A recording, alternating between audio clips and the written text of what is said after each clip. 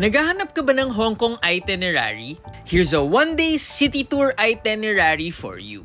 First stop, Peak Tram, one of the oldest funiculars in the world. Sobrang scenic ng ride, tapos pagdating sa taas, makikita mo yung 360 degrees view ng Victoria Harbour at ng Hong Kong skyline. Tip lang din to go there around 8:30 AM para wala pa masyadong tao. 10 AM nagbubukas yung Skyview deck, pero you can still explore the free viewing decks around the area. Tapos guys, kung may time kayo, nandito rin yung, ayan, yung Madame Tussauds. Ito rin yung Monopoly Dreams.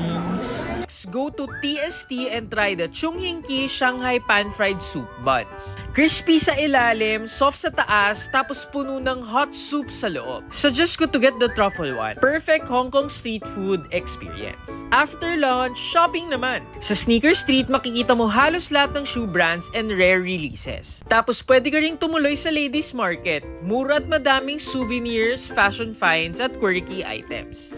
Grabe, mas mahal pa yung pagkain ko kaysa sa t-shirt. Then, go back sa TST to visit the K11 Musea. This mall is like an art museum meets shopping mall. May vertical gardens, spiral staircases, artsy walls, at yung iconic orb ceiling. At ang dami ding budol.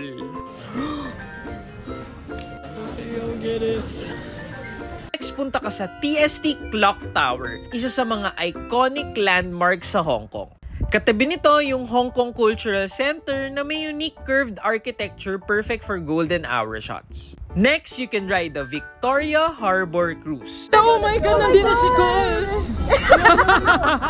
Suggest ko around 6:35 yung piliin nyo para sakto sunset. Ang ganda ng view ng skyline, tapos may only drinks at snacks din.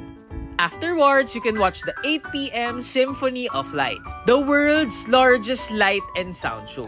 Over 40 buildings sabay-sabay nag-iilaw with lasers and music.